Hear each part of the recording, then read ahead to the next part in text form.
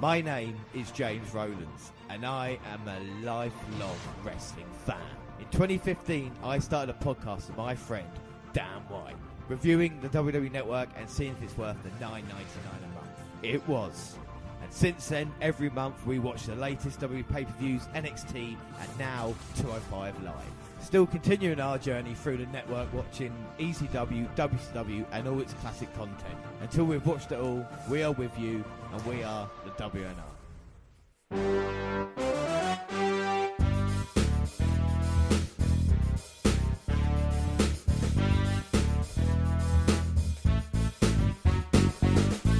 Yes, hello, I am James Rowlands, and as always, I am joined by Dan White. And it is episode 119 today, which means the WNR are live for WWE SummerSlam 2017 Kickoff. Dan, are you excited about tonight? Yes, it should be a great event. I'm not sure about the length of the event, but we'll go into that as we go into the event. But yeah, you know, it should be a great event, and hopefully a lot's going to happen. Well, we have so much to cover here on this kickoff. I'm not sure how long we're going to be doing this. Of course, we've got 2 hours until SummerSlam actually starts as well. And this is our kickoff that we're bringing you here. We're going to have the latest news. We're going to watch an episode 205 live. All the latest rumours leading up to SummerSlam, the biggest party of the summer. But we are in Brooklyn, New York, and last night, Dan, we had an NXT takeover. Now, I've got to say this quickly. Now, I'm not just saying this to hype ourselves up, but we're releasing Takeover next Saturday. It is without doubt the most controversial podcast that we have done in WNR history. Dan, what was your thoughts on the card and what happened? I mean, don't give too much away, obviously. I think the card was great. There was a few surprises that both of us didn't expect, but it was a brilliant pay-per-view, and well, I'll say this, it scored a perfect 10 for me. Yeah, and I should say as well that I would give it 9 out of 10 if I was doing it, because that's how good the pay-per-view was. And yeah, like I say, lots of controversy at the end. It's going to be there in full next Saturday when we do release it. But we'll talk about SummerSlam. And Dan, what match are you most looking forward to here tonight? I'd have to say the Nakamura Jinder Mahal match. I think that's going to be quite an exciting one. You're looking forward to that the most out of all of them? Okay, that's fair enough. I mean, you could argue that tonight maybe are we going to see a 5-star match? And I think the best chance we have of that will probably be maybe Owen Styles if they get it right.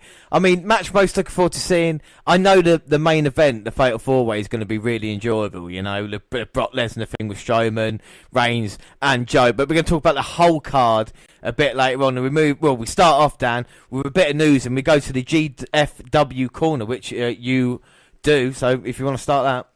Well, GFW announced on the 14th of August that they are stripping Alberto El Patron of their top title, the Unified World Championship. Impact Wrestling's parent company says their internal investigation into the situation between El Patron and his fiancée Paige at Orlando International Airport is complete. And while they confirm the police's findings that Alberto did not do anything worthy of domestic violence charges, his behaviour did not meet their personal conduct standards. Yeah, so, I mean, it's interesting to see, isn't it? I mean, GFW did release a statement, which we won't go into, but we talked about this problem with Del Rio and Paige, and it's come back to bite them in the arse now, Dan, hasn't it, you know? It has, yes. You know, I think it's quite unfair that he's been stripped, you know, seeing as though it's come to light that nothing really to it. I think it was just a bit of a barney between the companies, between the two parties. Yeah, like I say, I mean, Paige is working for the WWE, Del Rio is meant to be GFW, but the publicity we're getting wasn't good for either team. And I thought we'd touch on that because we follow Del Rio and Paige so much, don't we? And to see what happens next to Del Rio, I mean, it's anybody's guess, really. We move on, and we've got new network content, and like I said, it was Ric Flair Forever the Man, which was the 14th of August. Yesterday with Ric Flair, and this is the iconic WrestleMania retirement match with Shawn Michaels, and the night the Nature Boy bid farewell to the universe as well, which was the next night. We've had a couple of updates with Flair today as well, and apparently he's awake and speaking to the nurses. I think he's styling and profiling in a hospital bed, which is great news. Move on, arrivals, Dan. Yes, WWE has signed former Intercontinental Champion Shelton Benjamin, and he will be returning soon. Supposed to make his return last summer, but when he underwent the standard WWE physical, it found out that he had torn a rotator cuff. Well, however, the door was not closed for him, and it was always believed he would be offered a new deal once he finished rehabbing his injury. Of course, Benjamin is a former Intercontinental Champion and Tag Team Champion, has always been considered one of the best in-ring workers on the roster during his first run in the company. What do you think of Shelton Benjamin, Dan? I thought he was a great athlete. You know, I wasn't too sure when they brought his Big Mama into the storylines. I think that was kind of the end for him and his gold standard. But when he was part of Team Angle and with Charlie Haas, I thought that was probably the best side of him. Yeah, the world's greatest tag team. It was excellent. I mean, is there a chance that Benjamin could be teamed up with Gable maybe on SmackDown as a team? I mean, I'd watch them. You know, I don't know. I think they'd probably be more likely to side him with Jason Jordan.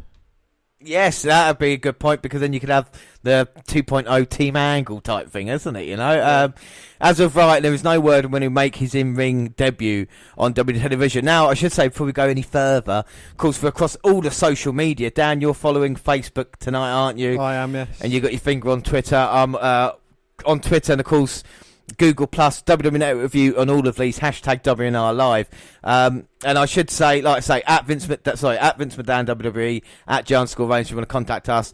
I've had a few questions already about what happened tonight, so let me just read them out. So Philip Casey says, after TakeOver, don't think SummerSlam stands a chance.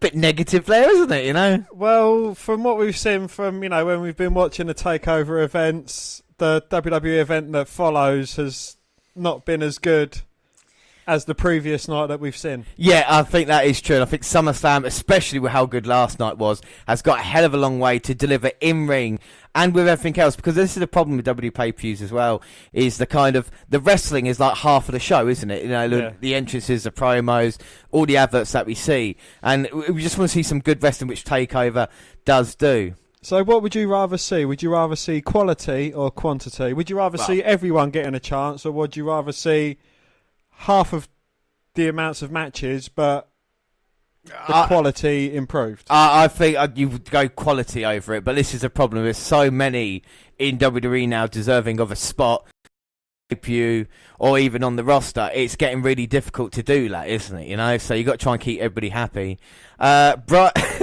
Brian Wwe, hope I'm pronouncing his name right, he said, pick one, Orton or Cena. Well, I think he's asking the wrong man. Orton. If I had to pick one now, it would probably be Cena, but I'm just because of we've talked about this before, Cena star power. I think it's a conversation that would go on quite well. Do you know what I mean? So, you know, just touching on that briefly, with Cena and Orton throughout a majority of his career, he's been cheered. Yes, the fans have loved Orton, you know, from start to finish. Even when he was going against star power like Brock Lesnar, even Cena, it was mainly in the corner of Randy Orton. But with John Cena, half the crowd's booing him, half the crowd's cheering. I know 100% of the crowd is making a reaction towards Cena, but, you know, it's... No, I know. This is for courses. Yeah, really. exactly. It's an argument that could, it's a discussion that could last an hour here, which we just haven't got. I'm going to read a couple more, then we'll move on, because there is quite a few. The chosen one. Heath Slater should be Universal Champion. Sorry, laughing. Heath Slater should be Universal Champion. I suppose it makes sense in a weird way, doesn't it? It would make sense for 3MB to have the 3 top titles in the company. Yeah, I mean, that would work well. And... we'll do at the moment. Zuhar Lewis. Why wasn't the UK title defended at TakeOver? Well, that brings us nicely on to our next bit, which is injuries, Dan. Yes, well, this is a bit of a bummer. The WWE United Kingdom and Progress World Champion Pete Dunne was set to be featured on Progress shows in New York on August the 12th and Boston on the 13th. However, the Bruiserweight suffered a cut which required 11 stitches while working in a Battle Pro event in Brooklyn on Friday night. The injury, which is above his left eye and happened during what was described as an errant belt spot in his match with Darius Carter, is serious enough that he's not medically cleared to work this weekend. WWE was considering pulling Dunn for the Progress shows earlier in the morning. The co-owner of that promotion confirmed a short time ago. And like I said, Dunn was scheduled to defend against superstar Jack Gallagher. It's a shame that he has been injured. Do you know what I mean? And like I was going to say to you about Takeover last night, Dan. Like I'm not having a go at it, but if the Bate Dunn match was instead of the Itami Black match, I think that would have probably been the greatest pay-per-view ever. Or the Cien Gargano match. Switch that out. Yeah. Because I think it was lacking like a 5-star match last. We had like great matches. The Oscar Boom was awesome. Just missing that 5-star match. It's a shame that he wasn't defending at Takeover and SummerSlam. Would you have liked to seen that, Dan? Oh, I thought it would have been a great addition to the card because you could have added it to the card and it wouldn't have made it too long. Still, you know, it would have been a great card with that. Yeah, exactly. You know, and we did see today on social media that Trent Seven and Tyler Bate were part of Mustache Mountain before NXT Takeover last.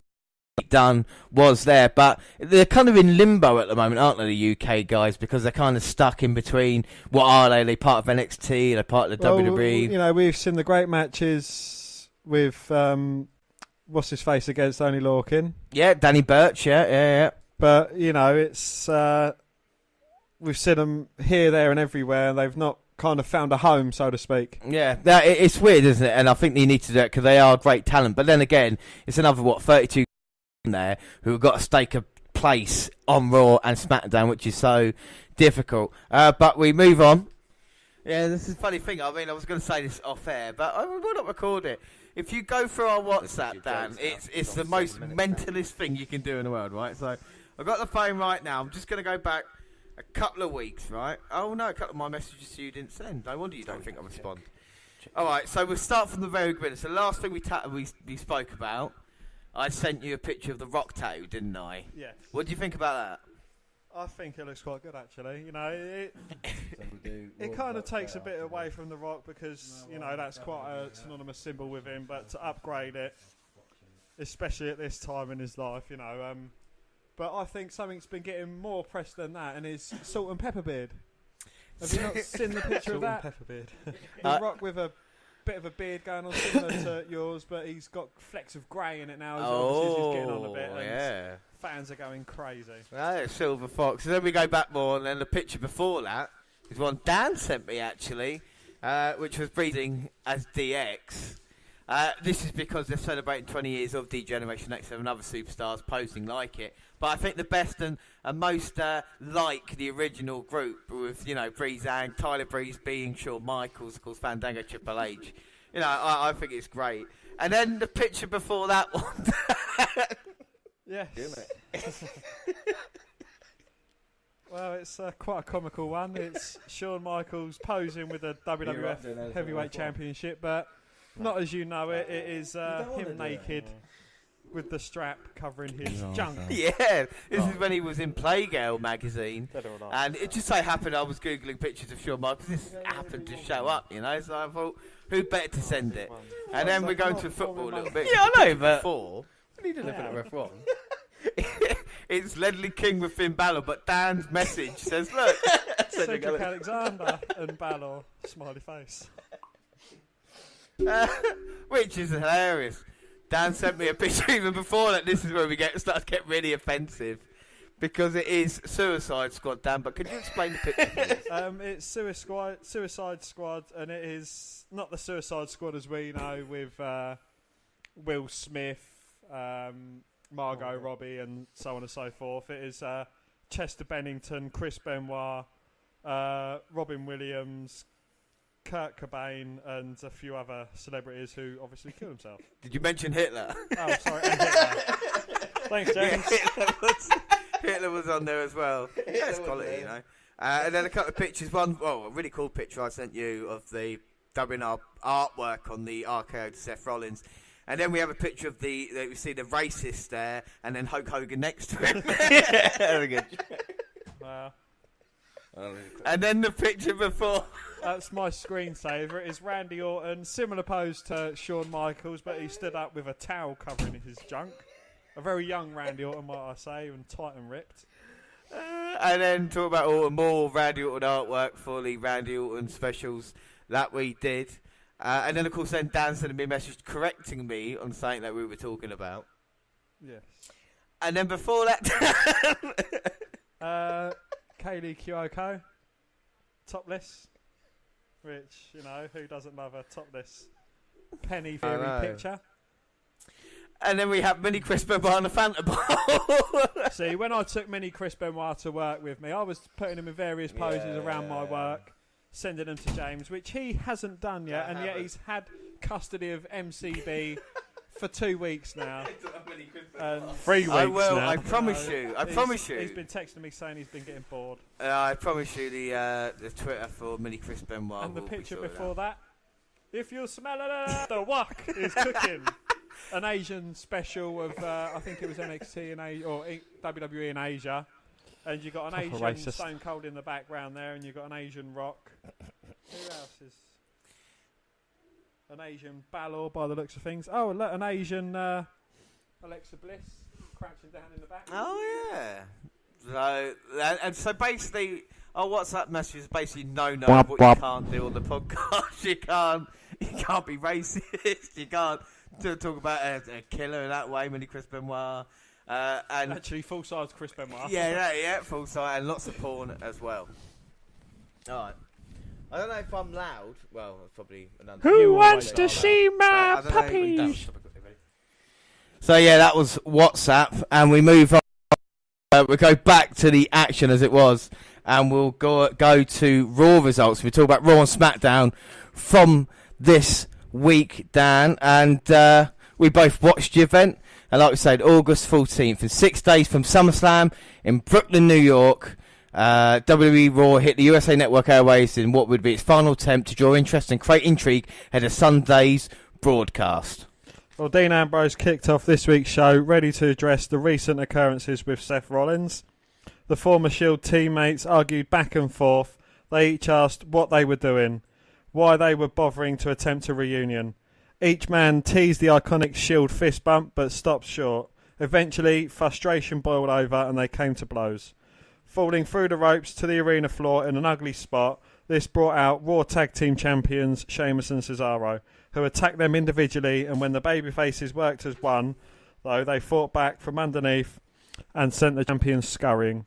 After numerous teases in recent weeks, the Ambrose Rollins bumped fists to a thunderous ovation. I mean, honestly, it was one of the coolest fucking things I have seen in so many years. I talk about WhatsApp. I WhatsApped you the next day, didn't I? Yeah. And said like Rollins and Ambrose have just, did the Shield thing. I've got goosebumps. What are your thoughts on it, Dan? Yeah, I watched it. I think they played it brilliantly, and the way they've been teasing it on and off. I think everyone deep down they knew that they was going to fist bump eventually. But when the moment came, the crowd just roared and there was a load of yes chants going on, and I think it's what everyone's been waiting for. It was a hell of a moment. And no, it's just fantastic. And that's what Raw has been delivering. Rollins and Ambrose, that story has just been getting better and better. And up next, we have the number one contendership match, which is Sasha Banks versus Nia Jax. After winning their triple threat matches to get to the number one contendership match, Sasha Banks and Jax squared off to determine the number one contender to the women's championship held by Alexa Bliss.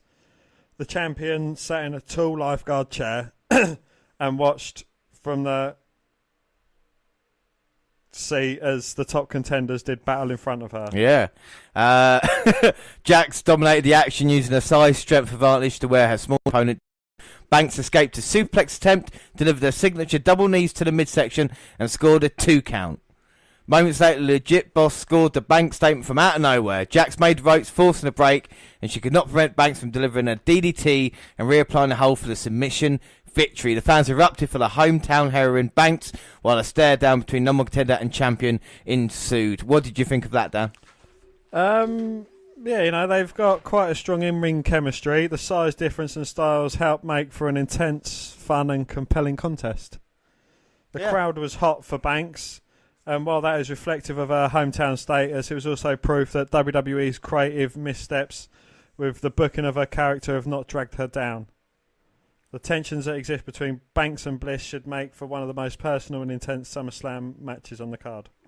Up next, we had R-Truth versus GPD. Was that a match, Dan?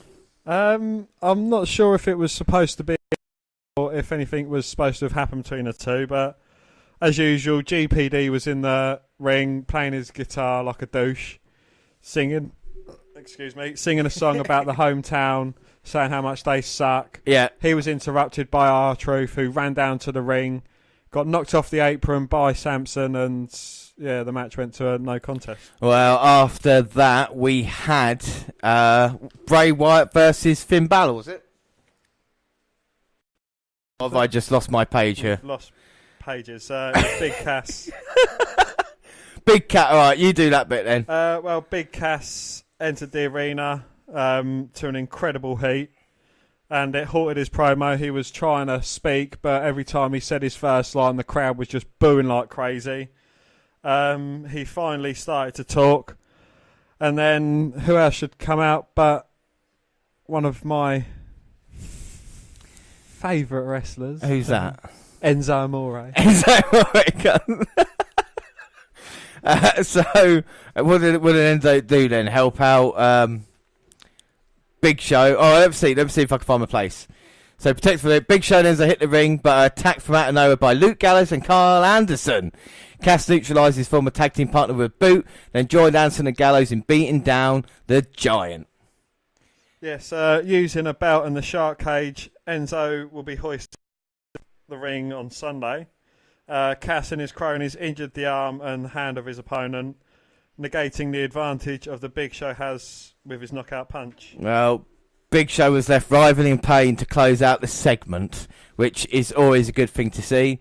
Up next, we had the Cruiserweight Championship match, Akira Tozawa versus Neville. And Tozawa's journey to the Cruiserweight Championship paid off Monday night when he squared off with the King of the Cruiserweight.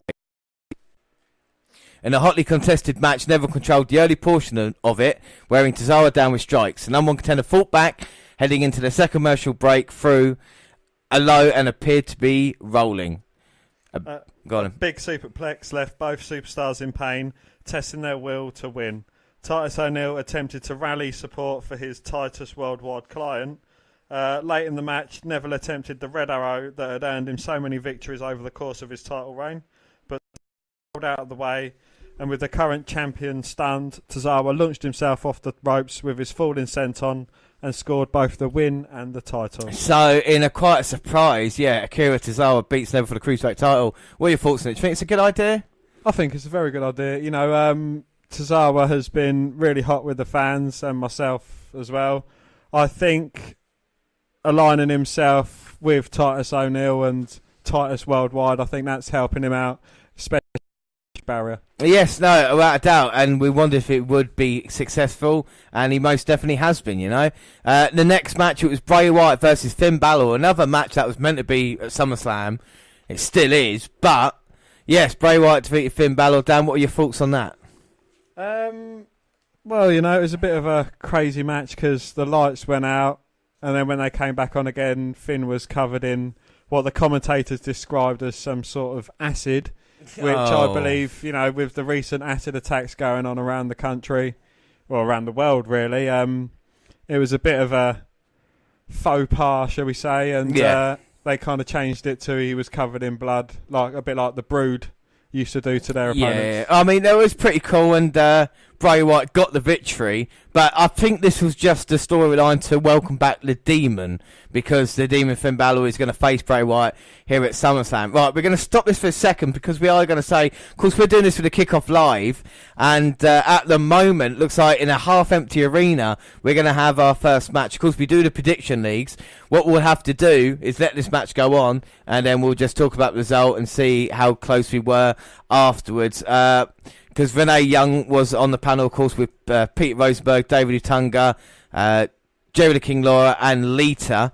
And we've seen Baron Corbin being interviewed anyway. But, I mean, this match is really filler because, you know, with The Miz involved, and they're still outside, you know, with Peter Rosenberg and stuff, so it doesn't matter that much. But we move on. Next match on Raw we'll talk about. Mickey James defeated Emma. Really much of a nothingness, was it? I think it was just more of a filler match. They had a bit of a backstage confrontation because Emma's had a little hashtag going about saying "Give Emma a chance." She's had a little bit of response from it, but nothing too major. Yeah. But the action was somewhat disjointed, sloppy even, and it hurt the flow. A determined Emma scored several pin attempts late, but had a journey victory cut off courtesy of a Big Mick kick that scored James the win. Well, it's good that Ricky James getting a victory, and weirdly enough, the next match was the Hardy Boys and Jason Jordan defeating The Miz, Curtis Axel, and Bo Dallas, a match which is taking place right now on the WWE Network as we do this. I tell you what you do, everybody, if you want to watch this match, go on the WWE Network, watch it, turn volume, listen to us at the same time. There you go. So you get the best of both worlds. Yeah, it wasn't really much of nothing really happened. And then it was on to the main event, the four-way altercation, Dan. Yes. Well, Paul Heyman was still unhappy about his client Brock Lesnar having to defend the Universal Championship in a Fatal 4-Way match at SummerSlam. He thinks he was devised to get the title off the Beast Incarnate. He said as much Monday night before being by Samoa Joe. Braun Strowman followed and Reigns was last. The big dog took the fight to Joe right away, but Strowman answered with a power slam. With Strowman and Lesnar, the only two remaining, the crowd rose to its feet, a tease of what a heavyweight war was before their eyes. Well, security hit the ring front, the Mastodons from doing battle. The show closed with the superstars sprinting towards each other. Another battle sparked as the show neared its conclusion. This was fine for what it was, but one cannot help think WWE's killed Samoa Joe's momentum since Great Balls of Fire, Dan. Yeah, once as hot as anyone else on the show, he has been pinned by Reigns and beaten down by Lesnar. Perhaps it is a red herring. Maybe Joe wins at SummerSlam, completing his major push in dramatic fashion. On the surface, though, he looks like an also-ran. Yeah. The big money is in Lesnar-Strowman showdown. While they were kept away from each other Monday, WWE clearly sees money given to the interaction between the two at the close of the show. Yeah, I mean, I'd love to see a Strowman versus Brock Lesnar match. I think it is going to happen down the road. We should say, as the match has just started here, the crowd, there's no one in the crowd. What is the point of this match? Anyway, move on to SmackDown, Dan. And in the process of hyping SummerSlam's Tuesday's WWE SmackDown closed off one of its pay-per-view's potential paths. And Jinder Mahal kicks off SmackDown. Yes, he kicked off the show with the Singh brothers at his side as he celebrated Indian Independence Day by welcoming a live band to the ring, and a singer belted out the Indian national anthem as the crowd booed. Mahal promised to beat Cena more convincingly than Nakamura did, and he ranted in Punjabi until Nakamura interrupted. The King of Strong Style claimed that he would take the WWE title from the champ. Yes, then the next... I mean, what did you think of the segment? Do you think Nakamura's got a good chance against Jinder Mahal, Dan? No comment. Because we do the predictions on every single pay-per-view, and we will have SummerSlam predictions tonight. And I'll give you an exclusive. Before we end here live, we will open up our envelopes, Dan, and exclusively you will get the first couple of points that have been won here. We move on to the next match on SmackDown, which was Natalya versus Becky Lynch. Naomi sat on commentary as Natalya and Becky Lynch clashed. Lynch frustrated her opponent early. It wasn't until the action moved outside the ring that Natalya took over. The Irish lass kicker battled back, nearly taking out her foe with a fiery offence. A misdiving leg drop spoiled her doom, though. Natalya pounced and clamped on the sharpshooter for the win. After the bell, Natalya put Lynch in the sharpshooter again until Naomi chased her off. Well, Carmella emerged to say good luck to both Naomi and Natalya at SummerSlam, implying she would cash in her Money in the Bank contract no matter who wins on the night. Natalya won via submission. The next match was Rusev versus Chad Gable. Rusev blasted Chad Gable with heavy-handed strikes to open things up and threw his opponent around the ringside area, ignoring the referee's 10 count. The Bulgarian Brute continued the attack after the bell before Rusev could gloat on the microphone. Orton appeared and issued an RKO out of nowhere, and the Viper posed as his SummerSlam opponent lay out cold on the canvas. So Orton drops Rusev yet again with... I mean, surely it means Orton's not going to win tonight, Dan. Well, don't call me Shirley, but we'll have to see. Well, we move on, and the next bit on SmackDown was Kevin Owens, AJ Styles, and Shane McMahon, and they collided. And McMahon told Styles he didn't need to apologise. The US champ wondered if the commissioner would use the accidental kick last week as a reason to screw him over. They talked of what would happen if Styles hit McMahon at SummerSlam. Well, Owens stepped out to put himself into the conversation, shake Styles' hand, but got a shove instead. McMahon tried breaking up the ensuing fight, and he took a super kick to the head for his troubles. It is going to be interesting to see Shane McMahon in action later. He during the Attitude Era, he refereed hundreds of WWE main event matches. The next match on SmackDown was a New Day versus the Usos. The Usos joked around with SmackDown General Manager Daniel Bryan backstage, and he told the brothers that Big E and Xavier Woods would be representing the New Day against them at SummerSlam. And in the ring, the champs welcomed the Usos to take them on anywhere. Well, Jey Uso soon found himself taking punishment for Kofi Kingston and Woods. New Day speed had the heels reeling. The Usos recovered and took turns beating on Kingston. Woods' high-energy response preceded a chaotic part of the bout. The Usos were able to take advantage, hurting Kingston's leg and knocking him out with a kick. The Usos win via pinfall. What do you think of the match? Yeah, it was an all right match. It wasn't, a great one. They've got good chemistry between the two teams, and I'm a fan of the Freebirds rule. Yeah. That the New Day are doing at the moment, isn't it? Well, they also said as well that it was a SummerSlam comes early tagline used on Raw that was still prominent on Tuesday, and we had the final Fashion Peaks. Fandango recalled being abducted by aliens and claimed to be able to see the future. He and Tyler Breeze dug for a pile for evidence. After finding a cryptic note, Fandango revealed something big is on the horizon for the tag team. Dan, are you looking forward to seeing what the end game is? Anyway. Okay, and then the main event, Dan. Jinder Mahal versus John Cena. Mahal and Cena began their showdown with a test of strength, an exchange where the Maharaja come out on top. A cheap shot from the Singh brothers helped Mahal maintain advantage.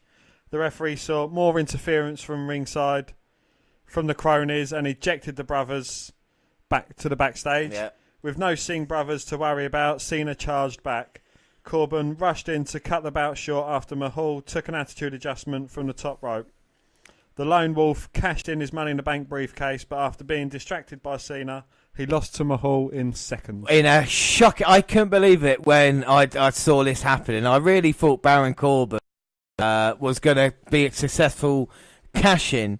And weirdly enough, he joins a list of people that haven't successfully cashed in. Damien Sandow would be one who went to cash in against John Cena and failed. John Cena would be one who tried to cash in against CM Punk and failed. And now Corbin with Cena involved as well. So Cena might be a Money in the Bank jinx. And I think that he now holds the record for the shortest ever WWE Championship match. Oh, it was 6 seconds. I think Daniel Bryan and the Kiss of Death. Yes, yeah. Sheamus. Yeah, I think that was a little after that 9 seconds, 12 seconds. Yeah, like that, I think this was down to 6. Yeah, excellent point. And we'll talk about the main event. I mean, Cena and Mahal styles didn't really mesh that well, did they? No. You know, it was mostly wooden. And like we said, the big story is Corbin fouled cash-in. What a way to undercut a rising heel. Corbin looked like a fool here, using that moment to up the animosity between Cena is a mistake, and like we say, SummerSlam has lost a subplot. But why was Corbin unsuccessful in his cash-in? We've got a couple of bits of news here about him.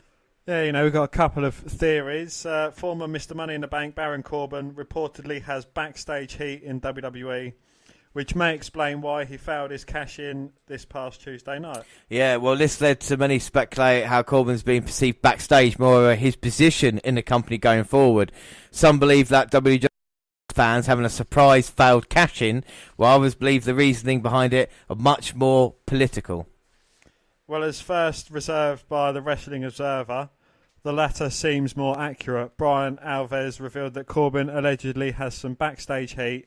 Furthermore, the heat is for his recent Twitter antics. Well, recently Lone Wolf has gone off on Dave Meltzer. He said, what matches and promos have Dave Meltzer done? Oh, none. He is an old man who could never do what anyone on the roster can.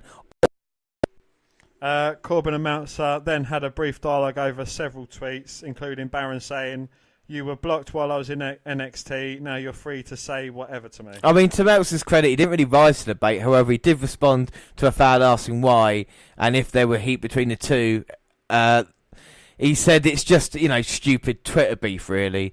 However, this wasn't the end of the now former Mr. Money in the Bank's Twitter hiccup. Before getting into an exchange with Dave, he also had a short back and forth with Mike Gilbert, a wrestling fan and podcaster who served in the military. What has serving in the military got anything to do with it? Because they're American and Americans love people who served in the military. You have to respect you have to. Well, to be fair, though, I respect them. Because they are on the front line, aren't they? If shit goes down with North Korea, with anybody else, those are the guys who are going to be out there doing it. So, I mean, fair play to them. But we go back to this. And Twitter is a great tool for WWE superstars. It can help promote matches, feuds, and even helps in selling matches. Moreover, it's also a great way to develop your character. A great example of a heel doing it right is Kevin Owens. The hilarious insults that are usually directed at fans and making fun of Owens are always in good fun. But have you seen how many people that Kevin Owens has blocked on Twitter? Oh, yeah, I mean... It's like I've seen a few examples of, he starts replying to them, gets a couple of words into it, and then he just puts blocked. And then, nothing else. Well, anyway, going forward, Baron Corbin should take a break from Twitter. Clearly, he can't take criticism or advice well, and Twitter's the holy grail for negative comments, as you're saying, Dan. And therefore, it makes sense to stay as far from possible... or any other form of social media, otherwise he may be in more serious trouble. But you were saying as well about Baron Corbin. No, you wasn't saying that about Baron Corbin, were you? It was something else, sorry. Anyway, but who deals with the heat seekers backstage, Dan? Well, by now there have been countless stories written about Enzo Amore having heat within the WWE locker room for a number of reasons. The big story that kicked it off came from the Wrestling Observer, who reported that Enzo was kicked off a bus by Roman Reigns. It's just something we talked about, yeah. Jimmy Torina brought Amore up to Reigns himself, asking the big dog about a guy like that having heat, and what role does Roman play in a situation? This is his answer. I swing the sword. If I put the sentence down, then I lay it down. If you have heat, that's what a locker room leader does. He speaks up for the rest of the bunch. It's tough when you have so many cooks in. I'm not the only guy who would speak up, but as the man I am before I was in this business, I would have spoken up if something was wrong. To what I am today within our industry, I am a locker room leader. I like to think I have been afforded the keys to the car, and I drive that thing around every once in a while, but I'm going to take care of it. I've said this a long time ago, and it's funny because I said it to CM Punk. But my whole goal is to leave this place better than I found it. I meant that. This business runs. People can say whatever they want about me. I was born in this business. This business runs through my veins. If you cut my arm, it's WWE that will leak out. I was fed since I can remember from my dad. And if my dad wasn't there, then another man in our family stepped up. And he was most likely making the money through this business. I've experienced a lot of hardships and a lot of great moments throughout my life because of this business. But the bottom line is, it's fed me my entire life. I don't care who you are, you will not disrespect it, not in front of me, not today, not any day that I'm alive. Well, that doesn't necessarily confirm he kicked Enzo off the bus, but it's about as close as we're going to get in it, Dan, Yeah. And that last bit also speaks to recent stories that the biggest problem wrestlers within the locker room have is with Amore's perceived disrespect of the business itself. As you can tell, Reigns takes such things very seriously. His yard indeed. Before we move on to Enzo, I just say the kickoff match has finished and the Miz Taraj have beaten Jason Jordan and the Hardy Boys. So, I mean, a little bit of a surprise there maybe for some, but the Hills do get the victory to start the show. And speaking of Enzo Amore, Dan, probably your favourite subject that we've done on here. Enzo Amore. We've talked about him before. We've got a little bit more on him. He's legitimate feeling the heat of the WWE locker room and the office. 3 weeks ago on Raw, as Amore appeared on screen, WWE play-by-play man Michael Cole stated, "This man's mouth may have gotten him in trouble. In this case, art is imitating life, as Enzo Amore is genuinely frustrating and infuriating his colleagues at the WWE. To the point where the WWE office has had to intervene." Everyone is just seeing what I've seen from the very beginning. That's all I've got to say about that.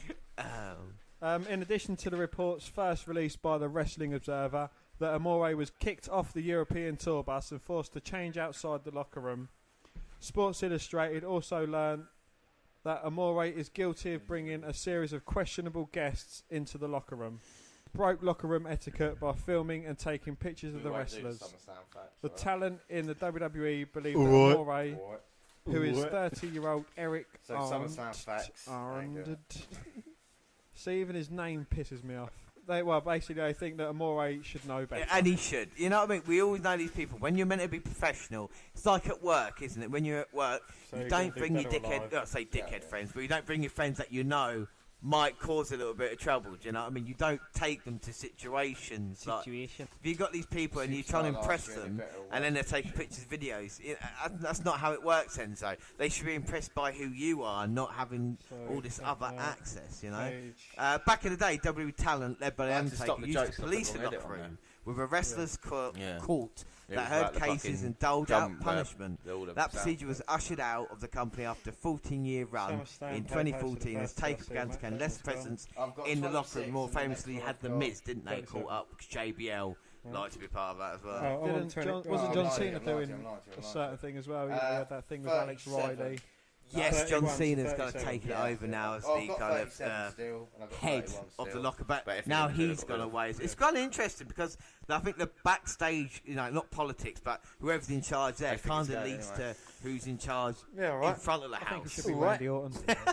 But anyway, talk about Amore, Dan. He's also been venturing into the music business, which creates another conflict with WWE and could even land him on the list of future endeavoured talent. Oh, what a shame. 30-year-old William Morrissey, Cass consistently stood up and protected Amore for the past year, but WWE management was eager to split the pair. Cass, No One Likes You Enzo's breakup promo for Raw was actually based off reality. WWE gave Amore the opportunity to sink or swim with his most recent solo promos on Raw, which had been well received by the fan base. Certain people are fans. Yet for every positive there is a negative, as Amore also made news as a subject of a social media vent session from a Buffalo stripper who was upset that she believed was unbecoming of a WWE star. Well, I think this is a bit of a because he's under the WWE brand, he thinks he's bigger than he actually is. Yes. It's like he's not won a title. No. He's not done anything. The best thing that's happened to him is when he nearly broke his neck getting thrown out of the ring. Well, you talk about that. It's really interesting to say that. We're going to talk about that instant moment, but we'll talk about this. Sports Illustrated confirmed that it left many of the WWE Raw locker room disappointed in the way Amore is embarrassing himself and tarnishing their brand. Exactly what you said. Simon Gotch, Dan, former WWE superstar, was best known as one half of the Vaudevillains tag team with Aiden English. Yeah, remember when they won the NXT tag team titles at NXT Brooklyn 2 years ago, Dan? I do indeed, yes. Yeah, it was a great moment. You should watch it again. Anyway, take it away. Anyway, the Vaudevillains went to start after WrestleMania in 2016. They didn't do a whole lot there. Gotch also had some backstage problems, including a fight with Sin Cara. And after a year on the main roster, Gotch was released. Was it because of his heat with WWE or simply wanting English to be on his own? It's probably a little bit of both. Gotch now wrestles as Simon Grimm on the Indies. Well, since his WWE release, Simon decided to do what a lot of wrestlers do post WWE, a interview. The folks at RF Video conducting a long interview with him and released a 12-minute trailer. You can imagine how long is the interview if you can release 12 minutes. Well, it don't really matter, does it? Anyway, some of the most interesting parts include current WWE Heat Magnet Enzo Amore, who seems to rub a lot of people the wrong way. I mean, I'm not going to do... Gears Gotch talk about Enzo we're not going to do another hour. I mean, himself. I will say, to his credit, he believes his own bullshit.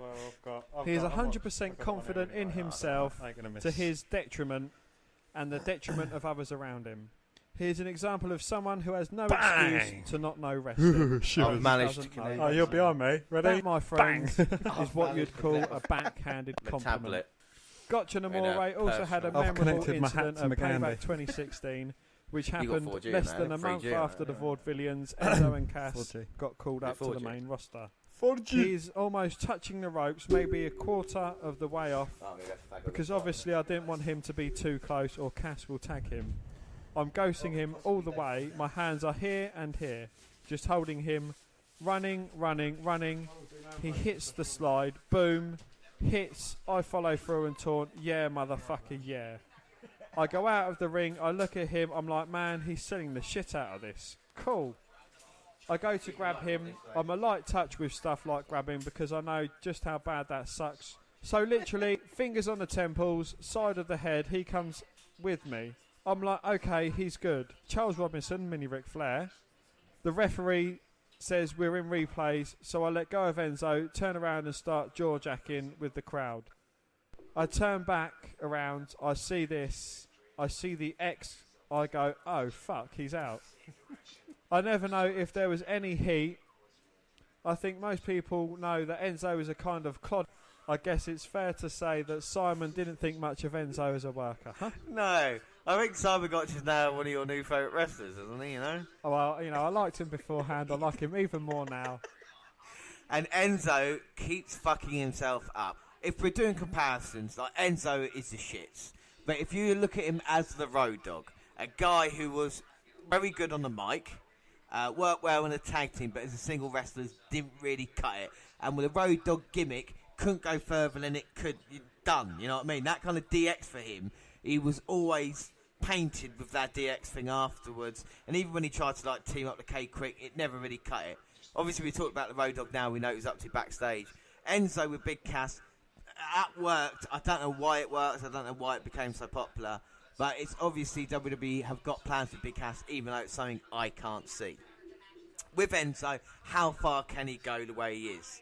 You know, will WWE even bother now putting him into 205 Live to put him back to NXT? Can he actually go any further than he has done? Can I just say it here? The next time releasing's going about Enzo. Yeah. I know he is over as fuck with his mic work, and fair play to that, but he's got nothing else. Yeah. Hated by the back staff, you know, and no one likes him. But I completely agree. And I'll tell you another two guys who I think are in a bit of trouble, and I'm glad about it. Like I say, I don't watch SmackDown every week, but I've not seen a lot of the Hype Bros recently. Nope. And I'm saying Zack Ryder's been with the company for a very long time now. Can he go any more? I mean, like the Memorial Battle Royal, the Andre the Giant statue, I thought it was meaningless when Corbin won it last year. But like the Mojo thing was just a complete mistake. It's not. They've not done anything with it. Not like I want to see him on TV, but honestly, I don't know, and I don't think anybody cares. And like I say, if they do release, do you think that was more about the Gronk, which still is the most fucking annoying nickname, whatever the fuck you want to call it? Do you think that was more about him than it was about Shitco? I think that's exactly what it is. Publicity, maybe making it on the sport ESPN or something like that in America. People going, oh look, it's the Gronk, you know. And it backfired massively, and I've not seen anything of them. I don't know, they might become extremely successful. They might have Mojo going heel. Same with Enzo. With Mojo, I don't get any... Enzo, I get a little bit more passion than I do with Mojo. But why would you just try and fuck it up for yourself? You know, it doesn't make... You get given the biggest opportunity of your life. Looks like Corey Graves is with Corey Graves. You've got to a stage in your career where you're on Raw, you haven't got the most talent in the world, you know what I mean? And yet you keep fucking... there's no excuse for it, is there? But do you think, you know, there's... I use the term loosely, but wrestlers like Enzo, like Mojo... That's really fucking weird. A lot of these guys have got talent. Maybe I should, you know, do a bit more performance centre work. You know, you could list the amount of mid-carders who have got to a certain stage in WWE and go, okay, right, I'm happy here now. Like, I don't want to go I don't need to know anything else. But I can do the same stuff. Would you even class them as mid-carders? Do you think they're not low-carders? Yeah, it's the thing that they are. You know what I mean? They're the same for me as like the Colons. Go back to Raw. The Colons or Sin Cara and people like this. I think when there'll be the next big batch of releases, I think they're all going to be involved because WWE needs to cut some of the fat now. It's all well and good having them, you know, having such a big roster, but if you can take, you know, someone like the NXT guys, any of the NXT guys deserve a spot in WWE more than these guys we're talking about. And, you know what I mean, even if WWE doesn't use them, they deserve the opportunity to be involved. Yeah, and I mean, even the British guys as well, you know, we talk about the UK tournament, they deserve it more than Enzo and Big Cass. But we go back to a Kickoff quickly, and we saw on the social media lounge with Charlie Caruso. She had, Dan? Yes, she had the potential new tag team champions, Dean Ambrose and Seth Rollins. They was fielded a few questions. One of them which stuck out to me is, what's going to be your tag team names? Right. And they didn't give anything specific. You know, Seth said they're 2/3 of the greatest stable around. But they said, call us whatever you like, but after tonight, you're going to call us champs. Well, that's fair enough, and I might agree with that, I might not. We've got another Kickoff match underway at the moment. It's going to be the Cruiserweight title match, Tozawa versus Neville. We will bring you this match with our next 205 Live update on the next podcast, because, you know, we don't want to disrespect this match. We are going to talk about 205 Live now whilst the Cruiserweight match is happening. Of course, August 15th, right after SmackDown. The Cruiserweight division received some major exposure during Monday Raw when Akira Tozawa defeated Neville to become the new champion. The match itself was good, but having the title change on free TV instead of at SummerSlam when their match was originally scheduled divided fans. Yeah, well, we spoke about this, didn't we? Yeah. Some thought it was a smart move because it gave 205 some needed press, but I was really happy to see Neville's dominant reign come to an end during an unadvertised match. Well, you know, my thoughts of it is that if there's going to be a lot happening tonight at SummerSlam, to have this match on the Kickoff show, which is what it is at the moment, and, like, you know, to a half-empty arena, would it kind of take something away from it? Well, exactly, it does, and it did at WrestleMania when Aries and Neville was the first match as well, when no one was really there. But we are going to move on to 205 Live, and the first match was Tony Nese and Drew Gulak versus Grand Metalik and Cedric Alexander. Then the show started, like I say, with this tag team, and Gulak and Nese have worked multiple times together. Yeah, Gulak is a technician and Nese is a powerhouse, going against Metalik, who's a high flyer, and Alexander can do a little of everything, really. Yeah. So this match has a potential to be great based solely on the competitor's ability. Well, the babyface pulled out all the stops in the first few minutes to make sure everyone in the arena was paying attention to what was happening in the ring. The crowd for 205 Live can seem tired after SmackDown sometimes, so it's nice to hear that everyone was appreciating the action. Well, after an exciting and competitive bout, Alexander scored the win for his team by pinning Gulak. This was a great display of the talents on the 205 Live roster who are still waiting for their chance to shine as champion. Well, like we said, Gulak and Nese have an interesting relationship. They've teamed up a number of times, but aren't technically a tag team. They haven't got a name, you know? They could easily help beef up Raw's tag team division until one of them is ready to challenge for the Cruiserweight title. Well, at least one person could be heard counting Nese's abs with him during his entrance, and it's an improvement over the silence he usually gets when he talks without a mic. Yeah, and Gulak did a better job putting Nese over during his pre-match promo. Watching someone walk on the ring ropes will always be impressive, but so few people could do it without the support of another wrestler. Metalik, your Iceland pick in CWC, made it look so easy. The next match, Dan? The next match was the Brian Kendrick going against Mustafa Ali. The second bout saw the Brian Kendrick battle Mustafa Ali. This match was made after a backstage altercation between the two earlier in the day. Yeah, Kendrick looked somewhat distracted during the match, and it allowed Ali to take control right away. The Wizard of Oz tried to make a comeback a few times, but Ali kept countering his counters. The former Cruiserweight champion finally got his bearings after he kicked Ali off the top rope and locked in the captain's hook submission. And as we see now, as by magic, we've got on our big screen here, we've got all the monitors. We've got a tablet with the social media stuff on, we've got a tablet with a Kickoff on, we've got all the laptops, and we've got this match. And as we see, Kendrick has got Mustafa Ali in the captain's hook. Will Ali tap out, Dan? I mean, he's in serious trouble now. He's going to tap, is he? Can he get to the bottom rope? He's trying to make his way to the bottom taped up rope in the purple tape. Yeah. You're exposing all the secrets, and Kendrick has got the captain's hook locked. Struggling to get to the bottom rope, but does. And like Mustafa Ali, he's one of those guys I'm so impressed with on 205 Live. He's such a great athlete.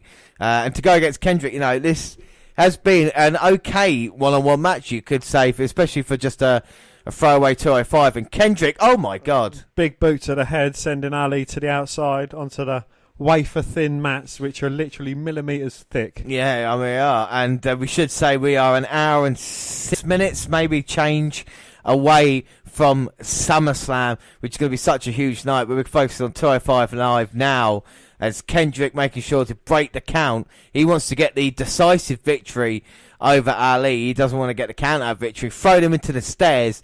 Very reminiscent of last week's 205 when Jack Gallagher was doing the same to Brian Kendrick, you know? Oh, yeah, now he's Kendrick stuffing Ali's foot into the finger holes of the stairs, and he's just kicking Ali's foot up. Oh my I thought God. he was going to go for the count-out victory there, but he rolls in to break the referee's count. And Kendrick looks to be smirking, Dan. No, he's not smoking a cigarette. He's just got a grin on his face. And now he's looking to attack Ali. Oh! And from behind, Jack Gallagher comes down and starts beating the granny out of Kendrick. And the thing we noticed last week, again this week, taped fists by Jack Gallagher. He's serious with this attack on Brian Kendrick now. And the knees and the strikes to the midsection. Tony Knees isn't in there. Well, Kendrick can't... I say Kendrick can't escape. He's trying to hide. And the referee stopping Jack Gallagher there. And Gallagher showing another side. I mean... The match, like we say, between Ali and Kendrick was average, but the evolution of Gallagher from Mary Poppins into a British brawler has been fun to watch. Are you liking this new sides of Jack? Yeah, I think it's what we want to see. It's so well out and with an umbrella and being a bit silly, shall we say? But to see the more serious side of him, I still like to see him locking his opponents up, making them look like idiots when he's in the ring against them. I think that's a great side, and it's a good British wrestler. Yeah, without a doubt. We've seen different facets to the Jack Gallagher character. I mean, a couple of notes. Ali is slowly morphing into Mortis from WCW, judging by his attire. And awesome if WWE brought back Paul London, even if it was just for a short feud with Kendrick, because these two worked so well together. That would be brilliant. And Ali should be upset Gallagher cost him a match, but WWE probably will never address it because babyfaces very have problems with each other. Yeah, and Kendrick was visibly shaken backstage later in the show. He came up with the idea to challenge Jack Gallagher to a duel next week. I challenge you to a duel. He got out his gloves and slapped him around the Yeah. face. Next match, Ari versus Rich Swann. And Rich Swann's supposed to have another friendly match with TJP this week, but I was informed by Daivari that TJP was out and he was in without any further explanation. This is a matchup we've seen many times before, so what we witnessed between the ropes was nothing new. This was all about the ending. Well, we are mid-match now, I think, between Ali and Swann are just nearing the conclusion. And look at Rich Swann. Look at the athleticism there. The beautiful kind of jumping heel kick, as it was. Can't keep Daivari down. He kicks out. Oh. And Swann now looking to finish off. Daivari. Could this be the end of Rich kick, maybe? Oh, Daivari ducks it. Goes to grab Swann round the waist. Swann tries to get away. Oh, my grabs him back by his hair and drops him in a reverse DDT. Well, and now Daivari to the top rope, looking to finish off Rich Swann, who we've seen before. This is the Middle Eastern splash. Oh, but he gets nothing but mat. And that's not a mat in the ring. That is just a ring mat. No, but that's a Rich kick, and Swann has got this now. Daivari's out with nowhere to go, and is Rich Swann going to go up and try and finish him off now with maybe the Phoenix Splash? This is a thing of beauty from Rich Swann. But TJ Perkins' music. What? Why is he? He's supposed to be out with injury. Well, the music's playing and Rich Swann's looking befuddled. Oh, my word. Oh, he's got his leg braced up and he's hobbling his way down to the ring. It's distracted Swann from Daivari, and Daivari's dragged Swann off the top rope. Oh my God! Now Daivari, turns Swann inside out with some sort of clothesline. Well, killer clothesline gets the job done. Daivari beats Swann. My word! And TJP looking on. He's not happy about it. It doesn't seem. But why did he come out here for, Dan? Huh? I've no idea. But the feud between Swan and TJP continues to be both confusing and intriguing. It seems like WWE wants to make TJP the heel, but it's not impossible for Swan to be the one who comes out of this as the bad guy. Yeah, and this is what we talked about last week on 205, you know. It is possible for it to happen, and I think it definitely can do, you know. Swan could maybe be the bad guy, because TJP can play kind of both of these parts very well. But we move on, and it's weird because the Neville Tozawa match is happening at the moment on the Kickoff Live, but we are watching Tozawa's celebration of the Cruiserweight title. I mean, the Titus Brands gets its first championship, Dan. Titus and Neil put together a special segment to celebrate Tozawa's big win over Neville and Raw. The ring had a red carpet, a podium, and some champagne. O'Neill talked up his client before the Japanese spoke about winning the Cruiserweight title is something that he's always dreamed of, and how much it means to finally have it. Well, seeing as though it's only been about for about a year, I don't think it's something that he could always dreamed of. But anyway, predictably, Neville come out to declare his intentions to regain the belt at SummerSlam, and he even had a clock counting down the minutes until Sunday's pay-per-view. Yeah, and the former champion couldn't restrain his anger and ended up trying to attack Tozawa, only to end up being driven from the ring to end the show. Yes, championship celebrations are odd because WWE only does them occasionally, but this one worked because Neville was so convincing as a man on the verge of snapping. Well, we got a couple of notes from this, and O'Neill was stumbling over his words when he introduced Tozawa. He's usually great at being a hype man, and Tozawa with champagne was pretty funny as well. Yeah. Neville looked like a man who hadn't slept since losing the title. He does so many little things to make his character entertaining. A simple thing like messing up his hair conveyed his mood perfectly. So that was 205 Live, and now as we come to the conclusion of Neville Tozawa, we're going to have a little bit of fun, because Dan, we're going to play a couple of games now, one for me, one for you. First off, it's back by popular demand. It's a match everybody wants to see. It's a match, sorry. It's a segment everybody wants to see, and that is Elephant or F1. So Dan, when you're ready, give me one, and I'll give you the answer. Well, I've got one written down on a card here, and I'm going to go for it. Oh, that is difficult. But on this SummerSlam night, I am going to say that is Elephant. F1. Oh! Sorry, my friend. Well, I lost that. But look on the bright side, because we have got another game to play, and as I say that, Neville was just beating Tozawa to become Cruiserweight champion. So we've had 2 matches and 2 heels winning. Tozawa's reign lasted 6 days. Dan, what are your thoughts? This breaking news, Neville being the champion again. Well, I'm shocked. I didn't see Neville winning this, and well, might as well say it now anyway. I hadn't predicted him on my predictions. Well, we'll open up the prediction list before we end this show, and let's see if we had The Miz and Neville winning the opening matches. But we're going to have a little bit of fun because we're not on predictions yet.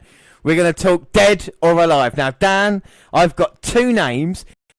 You have to tell me which one's dead, which one's alive. So the first one, we've got Vern Gagne and Greg Gagne. I'm going to go for Vern's dead, Greg's alive. You are right about that. Vern Gagne, the father, Greg Gagne, the son. Up next, Rocky Johnson or Ernie Ladd? Well, the father of the legendary Rock, I'm going to say he's alive. Yes. And that means Ernie Ladd's dead. Oh, and finally, to get the perfect three, Dan, Earthquake or Typhoon? Earthquake's dead, Typhoon's alive? Yes, he is. Tugboat is still going. So does that mean I get a pay-per-view point? No, you don't get a pay-per-view Do I point get for a that. bonus No, point? you don't get any bonus points. Don't start that again. Oh.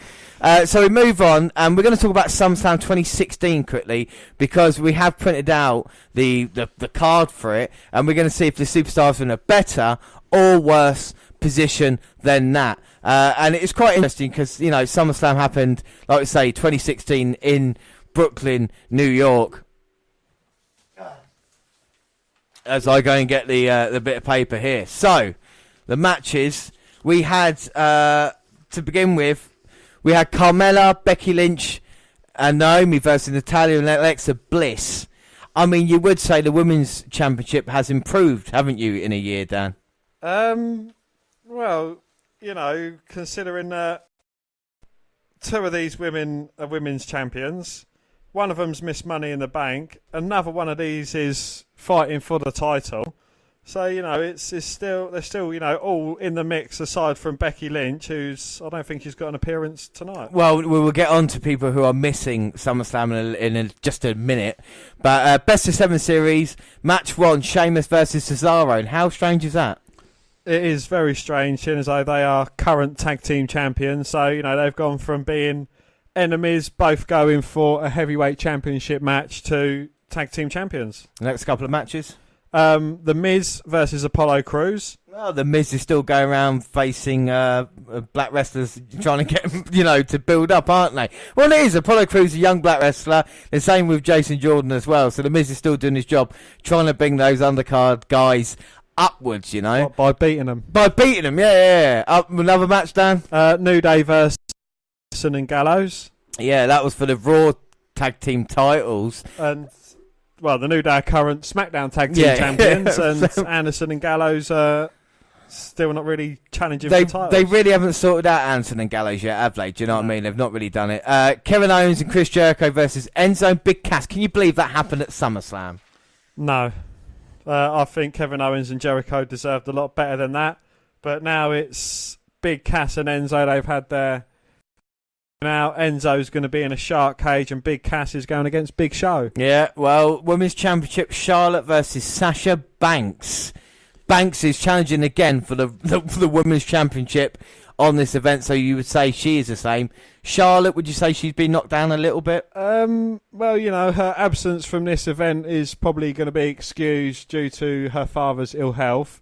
But with Charlotte, I think it's good to give her a break because 14 pay-per-view win streak, as well as, like, you know, being in every single main event, always going for the title or defending the title. So it's good to have her out of the picture for a little while. Yeah, no, I agree with you. And the US title was on the line. Rusev versus Roman Reigns. You've got to say Reigns has improved in a year, haven't you? I mean... Well, you know, he's always gone up and down, but he's normally in at least a title picture or, you know, the main event, to say the very least. Yeah, I mean, and Rusev has been struggling recently. Can he have a victory over one of SmackDown's best? We just stopped quickly because the GPD's in the ring down here at SummerSlam Kickoff. It must be great for you to see him getting his chance at the biggest show in the summer. Yeah, it's great. Well, anyway, next couple of matches on SummerSlam 2016. Well, John Cena and AJ Styles, they was going against each other in a bit of a grudge match. Yes. AJ Styles is now defending his US Championship, and John Cena's going against former Mr. Money in the Bank, Baron Corbin. Yeah, I mean, Cena's basically doing the same thing, isn't it? Bringing the younger talent up. Dean Ambrose was WWE Champion this time last year, and he went against Dolph Ziggler. Can you believe they did that match as well? Well, again, you know, it's Dean Ambrose. He's, I think, with someone who was not sure what was going to happen to him, he's now making headlines, so to speak. You know, he's one of the most hottest properties in WWE at the moment, you know, as far as reuniting Shield 2.0 going. And Dolph Ziggler, he's on a bit of a hiatus, taking a break, because I think he's going to have a bit of a character change. Yeah, they're saying they're going to repackage him, but it will be interesting to see what they do. And then we had the two main events, Dan.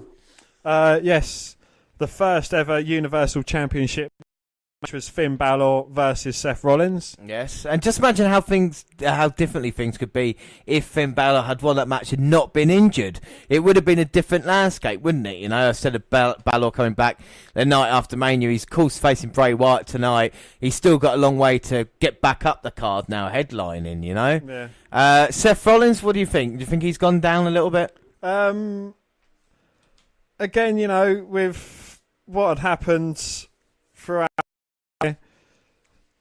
with Seth Rollins, I mean, when he come back from his injury, people wasn't sure. Well, you in particular wasn't sure what was going on. You was saying he was a bit meh, and you thought he was going to get a bit stale. But again, like Dean Ambrose, since these two have aligned themselves together again, it's kind of turned them into a talking point. Yeah, and of course the main event of SummerSlam last year, Dan, was Brock Lesnar versus Randy Orton. Yeah, and it's weird because there's a fact, I think, since 2012 when Brock Lesnar's been back, he's headlined every single SummerSlam. So it is Brock's show.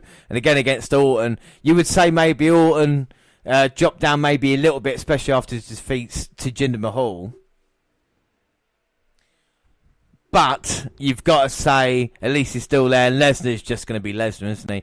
But like we said, as a massive an event as SummerSlam is, the stage isn't big enough for everyone, is it, Dan? Yeah, Sami Zayn, Becky Lynch and a number of other superstars are going to find out firsthand.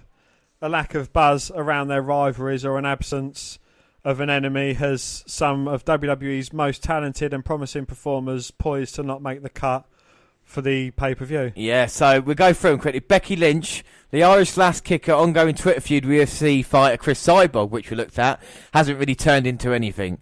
Lynch and Cyborg have traded shots online for weeks. All the challenges and trash talk seems to be setting up a match between them. And a potential match between the MMA and WWE seems to be the ideal fit for SummerSlam. But as the countdown to the pay-per-view has gone on, there has been no visible progress on the prospective bout. Cyborg hasn't appeared on WWE TV. There have been no on-air seeds planted for the showdown, and Lynch has instead been an underused member of the SmackDown Live roster, leaving her likely to miss the cut come SummerSlam. About Charlotte Flair, like I said, 5-time Raw Women's Champion, of course the stuff with Ric Flair. She wasn't scheduled for a match anyway, but we'll say, it was because of that. Dolph Ziggler we've mentioned, talking about repackaged and not being on the show. Apollo Crews is another one of those guys as well. Yeah. Well, he's just basically been Akira Tozawa's cheerleader. Well, that was the best bet, and he wasn't in the corner for SummerSlam as well. But the last guy I think deserves a chance, Dan. Sami Zayn. Well, he has the edge over Lynch, Ziggler and Crews in that he has a foil, Mike Kanellis, as much as I hate him. Yeah, you do hate him, yeah. That feud doesn't have enough juice to push its way onto the SummerSlam card, though, as WWE have hardly paid any attention to it at all. The two men have crossed paths, but there has been only minimal progress in their story. Yeah, and we talk about people missing it. What we're going to do now is have a run-through of the card. We're getting to that point. Actually, before we do, should we have a look at a bit of social media and then have one final rundown of the card? Yeah, okay, so let's have a look and see if anybody's been sending us some questions. Let's see what we got. Michael Guzman, he says, I want the Broken Hardys. Will I get it? Dan, will the Broken Hardys be a part of the WWE someday? I'd like to see the Broken Hardys, but I don't know. I don't think it's going to be a full Broken Hardys. Yeah? So I'd like to see, see what that kind of storyline can bring. Yeah. Who else got? Tammy Sierra says, Takeover was awesome. I can't wait to listen to our pod, bless you. Chris Pemberton asks, Raw or SmackDown at the moment, Dan? Which one are you going to take? I'm going to have to stick with my blue brand, SmackDown. Yeah, I'll stick with Raw. I think Raw's been really turned the corner recently. What else have we got? Brent Mallory said, will we see a 5-star match tonight? Well, as you say, Styles versus Owens has the potential to be a 5-star match.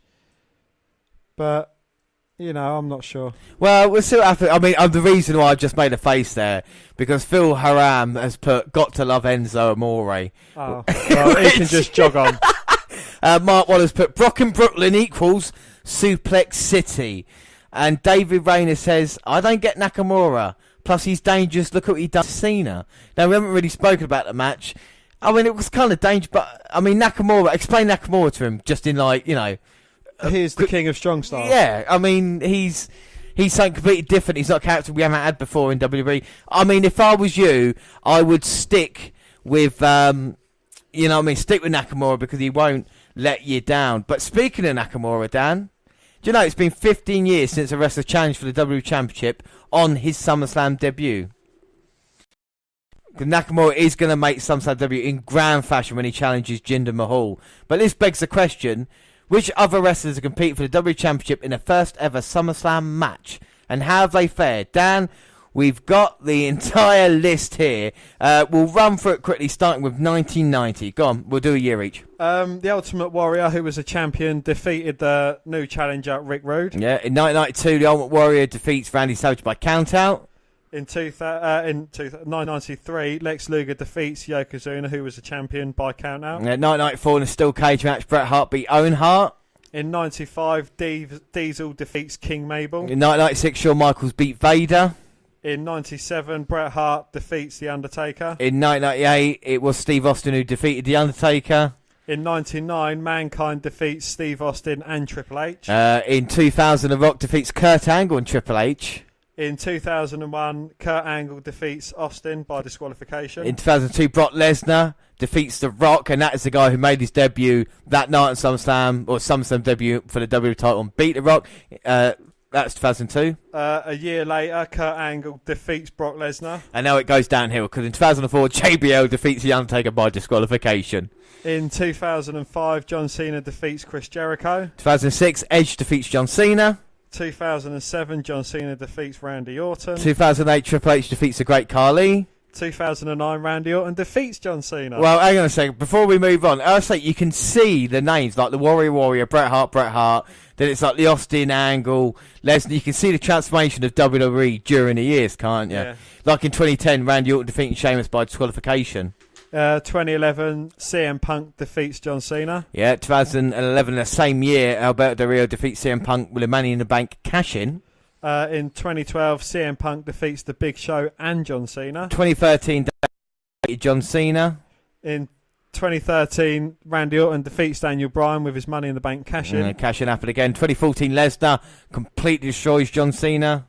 2015, Seth Rollins defeats John Cena. And, of course, 2016, Dean Ambrose defeated Dolph Ziggler. So, the question we got asked, does the record show that Nakamura can get the job done? Well, Brock Lesnar is the only one of these 5 challengers who walked out of the event with gold around his... Like we said, Lex Luger didn't defeat the defending champion, and the title did not change hands due to count-out. And, of course, Owen Hart, Vader and Kurt Angle were all defeated in their championships quest. In 2011, it's a special case where Alberto Del Rio did indeed finish the night as WWE Champion in his first ever SummerSlam event, but he also competed earlier that night, and so the championship victory was not his debut match at SummerSlam. So, we are now asking ourselves, can Nakamura get the job done tonight? Dan, I know I'm not going to get a straight answer from you. We are going to move on, and what is the time now? So we are about 42 minutes. 42 minutes away. So what we're going to do now, we're going to have a little run through of the card. We've got the card in our hand here, so we'll do a match each. We've had the kickoff show already. We've had Cesaro and Neville. We've also had Jordan teaming up with the Hardys versus the Miz to Raj. Other matches that we've got, of course, I mean, we'll see what we're looking forward to the most. We've got Enzo suspended above a ring, and that's the Big Cass versus Big Show. Dan, are you looking forward to that one? Yes, only for the fact that Enzo's shit scared of heights. Well, we've got... Is that the reason they put them above the ring? That's what you said to me earlier. I believe so, yes. Well, we had that. We've got, of course, the Demon King, Finn Balor versus Bray Wyatt. We've got Randy Orton versus Rusev. We've got John Cena versus Baron Corbin. The Raw Tag Team Championship match, Cesaro and Sheamus versus Dean Ambrose and Seth Rollins. The SmackDown Women's Championship, Naomi versus Natalya. The US Championship with Shane McMahon's special guest referee, AJ Styles versus Kevin Owens. The Raw Women's Championship, Alexa Bliss versus Sasha Banks.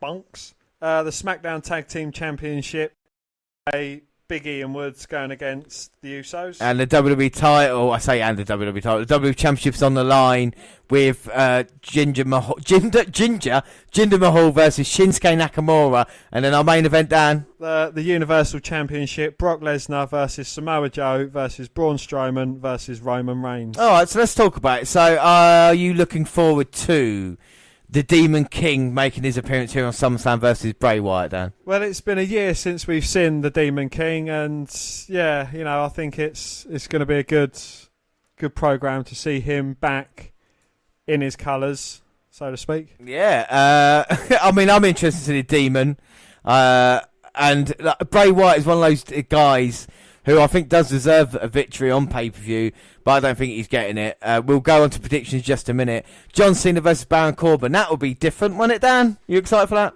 No, not really. Again, I think he's a bit stiff. He's a bit green. I'm not that convinced by Baron Corbin as yet. Well, that's fair enough there. Okay, out of the 2 women's title matches, what are you looking forward to more? I think Alexa Bliss versus Sasha Banks is probably going to be the better match out of the 2. Yeah, that's fair. I mean, Naomi and Natalia, I'm expecting a good match from them two. The Bliss and Banks, they have worked before. It's not really gelled. I hope it does tonight. Out of the tag team title matches, what are you looking forward to more? Shield 2.0. Oh, my God. I can't wait for that match. I hope it kicks off SummerSlam, because then we'll have all the energy in the world for that, and then we can just, forget about everything else. The WWE title match, it is going to be interesting to see what they do with Nakamura, isn't it, It is, but, is it too soon for Nakamura? Has Jinder really fulfilled his WWE Championship obligations, lived up to expectations? There's a lot of unanswered questions about this feud. So, well, on the live kickoff right now on the WWE Network, you just seen Jinder Mahal giving an interview there with the Singh brothers, and they will probably play an important part tonight in the WWE title match. And finally, the WWE Universal title was on the line, Dan. Brock Lesnar, Samoa Joe, Reigns, Strowman. Will it be a good match? Are you looking forward to it? What do you think is going to happen? I think, with possibly the 4 biggest guys on Raw, at least, I think it's going to be a big, colossal match, and I think chaos is going to ensue this match. Well, one thing Raw has done really well over the past few months, especially since WrestleMania, because SmackDown had the advantage over Raw. The pay-per-view main events, Raw have delivered. They had the 5-way elimination match where Joe won, didn't they? And they had the Joe Lesnar match last month, which really delivered, I think. And I think tonight it's going to be... I've got a feeling it's going to be no disqualification. I can see barricades being destroyed. I can see stages getting torn up. I won't be surprised if Strowman Reigns end up going somewhere and it leaves it to Joe and Lesnar. But the thing with Lesnar, you don't know how long the match is going to be, do you? The match could, it was 6 minutes long, the Joe match was last month. It could be about that time. It wouldn't surprise me if we get to the 4-hour mark and they come out and it's like, right, you got 5 minutes. I don't think they will do that, no. But again, you never know. So yeah, we talked about it. So excitement level, Dan. Out of 10, what excitement level are you for SummerSlam? I'm at an 8 so far. You know, especially after what we saw last night. I was quite hyped last night. I was getting hyped. Yeah, very good. I was hyped with my bro. No, it was a good match. A good event last night. Tonight, I'm not going to have too high expectations, so then hopefully, it doesn't let me down. Well, this is the thing, isn't it? I mean, when we did our first SummerSlam back in 2015, it was The Undertaker, Brock Lesnar in the main event, and the level of excitement for us, and now we're old hat it, this is our third SummerSlam. The excitement is not going to be at that level. I don't think there's a match there, apart from the Shield, that really screams at me. I think this match is going to be... very interesting in Shane McMahon, but there's nothing else really that I see that I go, oh fuck, I can't wait. You know what I mean? So it'll be interesting to see how the night progresses. We do predictions. We do 3 lots of prediction tables. We do NXT takeover events. We do the pay-per-view predictions, and we do the bonus points, which the Mae Young Classic will be a part of that. The bracketology airs after SummerSlam here tonight, but we will bring you the Mae Young Tour as it starts on the WWE Network. We'll bring it for you on the WNR podcast. The point, we've got the point system. We've already got it sorted out, so get ready for that. But we talk about predictions, and Dan, we're going to do it right now for the first time ever on live show. We're going to open up our predictions. There's been 2 matches happened. At the moment, the Usos have come out here to face the New Day for the tag team titles. So let's get our results and see where we are, and then we'll let everybody know as we leave everybody, and then we'll continue on the main show. Don't forget, Wednesday we will be releasing WWE SummerSlam, so you can listen to the full show there, all 4 hours of it, plus the New Day versus Uso match, which will be at the start of it. Like I said, the Tozawa Neville match will be on the next 205 Live podcast. So Dan, we've got the predictions out. Well, first off, I haven't got the list in front of me, so we go. First match, Jason Jordan, Hardys, Miz, Axel, Bo Dallas. I went for JJ and the Hardys. JJ and the Hardys. So did I. So that's 0 that's points. good, That's a good start, Dan. Next match was Tozawa versus Neville. You can see there. I've gone Tozawa. I've gone Tozawa. Tozawa as well. And on this one, for the tag team titles, I have gone the New Day. I have also gone for the New Day. Okay, so we've got no points after 2, but we have still got about 11 matches left. Can we win our first point with the New Day and the tag team titles? Find out on our next podcast. To contact us, though, if you do want to speak to us about anything that's happened here tonight on NXT or anywhere else, we're on Twitter at WWE Network Review, or at Vince McDan WWE. I'm at J_Rollins. We've also got another friend on Facebook, Dan. We have. On We've Twitter, got, sorry. We've got Mini Chris Benoit, and he's just trying to make the world a better place, and he is at Mini Chris Benoit. We're across Facebook as well. Facebook, you can come find our page and give us a like with a WWE Network Review, or you can come and find me and add me as a friend. I am Vince McDan. Across all the Google platforms, the W Network Review on Google+. Send us an email at WNRpodcast@gmail.com. And also YouTube, where we got the new clips going up there. Nearly 30,000 views for the Oscar Ember Moon match.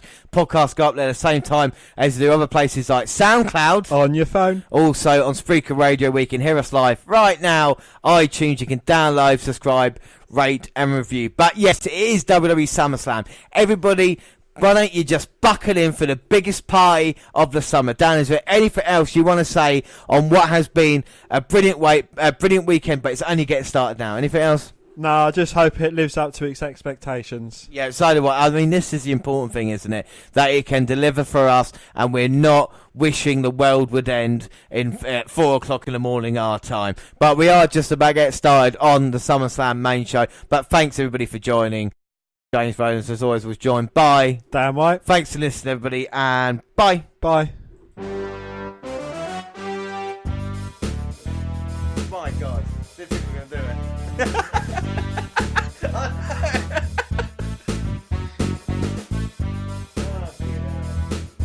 128.